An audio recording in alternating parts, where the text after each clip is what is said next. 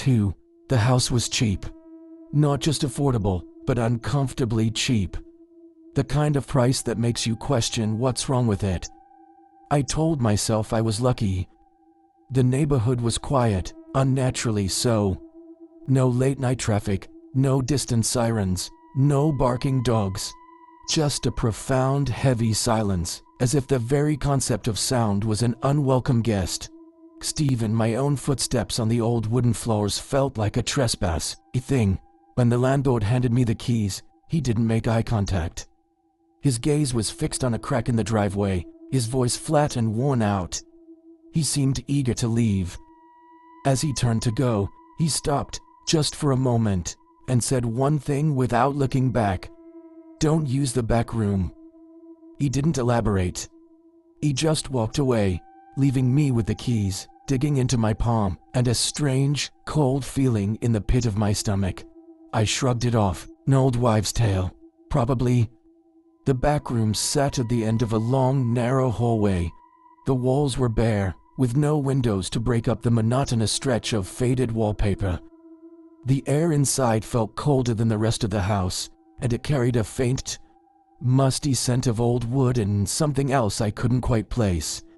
It wasn't a hostile cold, just a persistent chill that settled deep in your bones. The first night, I slept soundly, too. The house groaned and settled, as old houses do, but nothing felt amiss. I started to think I'd let the landlord's strange warning get to me.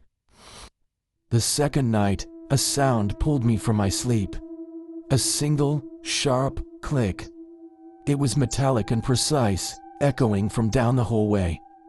I sat up in bed, my heart thumping against my ribs. I listened, but the house had fallen silent again. Curiosity got the better of me. I crept out of bed and made my way to the back room. The doorknob wouldn't turn. It was locked. I frowned, twisting it back and forth until, with a final jiggle, it gave way and the door swung open. The room was empty, just as I'd left it. I let out a nervous laugh, chiding myself for being so jumpy, and went back to bed. The third night, sleep wouldn't come. I lay awake, my eyes tracing the cracks in the ceiling, waiting. A clock on my phone ticked. Toward 3 a.m., the atmosphere in the house shifted. The silence grew heavier, more deliberate. It felt like the entire structure was holding its breath. Then, at exactly 3 a.m., it came. Click. The sound was clean, definitive. I got out of bed and stood in the doorway of my room, staring down the dark hallway. This time, I watched as the brass doorknob to the back room turned, slowly, all on its own, removed with a careful, mechanical precision, as if an invisible hand were turning it from the other side. I ran to it, my bare feet slapping against the cold floor. I grabbed the knob and pulled. It was solid, unmovable. I threw my shoulder against the wood, but it didn't budge. There was no lock on my side. No deadbolt, no chain, nothing that could explain how it was held so firmly shut. My own frantic, pale reflection stared back at me from the door's polished surface. I stayed there for what felt like hours, a prisoner in my own hallway. When the first light of dawn filtered through the living room window, I tried the handle again. It turned easily, door swung open, revealing the same empty, cold room. It was as if nothing had ever happened. I stopped using the room after that. I avoided the hallway when I could, taking the long way around through the kitchen. But the house wasn't finished. Every night, the click returned. Sometimes it was just one. Other nights, it would click shut, then unlock, then click shut again, a taunting rhythm in the dead of night. One night, I heard something new. Breathing.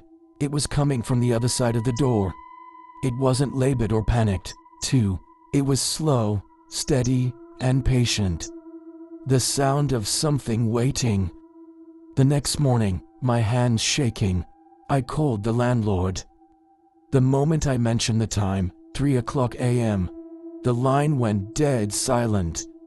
The pause stretched on, filled with unspoken dread. Finally, he spoke, his voice barely a whisper. "Did you open the door at night?" "No," I managed to say, my own voice trembling. Another heavy silence. "People used to sleep in there," he said, his tone hollow. It wasn't a bedroom. It was a waiting room. Before I could ask what he meant, the line went dead. He had hung up. That night, the knocking started. Not a frantic banging, but 3 soft, deliberate knocks. A pause, then 3 more.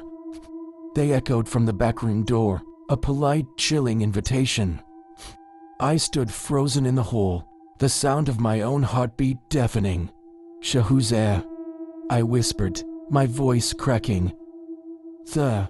The knocking stopped instantly, and a voice answered from the other side.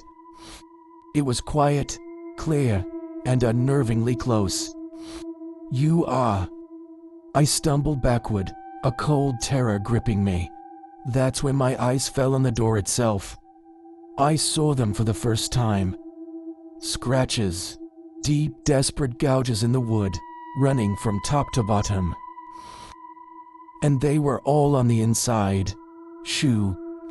The next day, I tried to leave. I packed a single bag, my mind screaming at me to just get out, but the car wouldn't start. The engine just clicked uselessly. My phone had no signal, the bars stubbornly absent. I ran to the front door and pulled, but it was locked tight, just like the back room. The walls of the house seemed to press in on me, the silence suffocating. That evening, I didn't even try to sleep, sat on my bedroom floor, my back against the wall, watching the numbers on my phone's clock.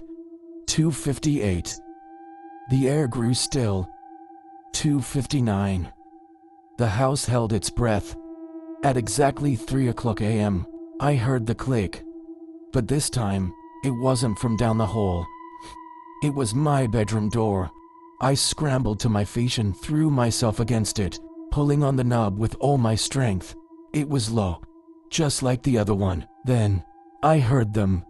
Footsteps, coming slowly down the hallway. Bare feet on old wood. They stopped right outside my door. I held my breath, listening. A hand pressed gently against the other side of the door, the wood groaning softly under the pressure. And the voice whispered again, a soft, final statement. "The room is empty now." I screamed. I screamed until my voice was gone, until my throat was raw. But the house was quiet. No one heard. Morning never came. The only door that unlocked was the one to the back room. The neighbors say their house on the corner is still quiet. Still cheap. They say it's been empty for a while.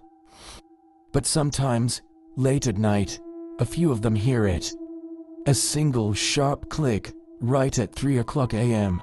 And then, if they listen closely, they can hear someone knocking. From the inside. 2. The room wasn't meant to keep something out. It was meant to make sure something stays in. Thank you for listening.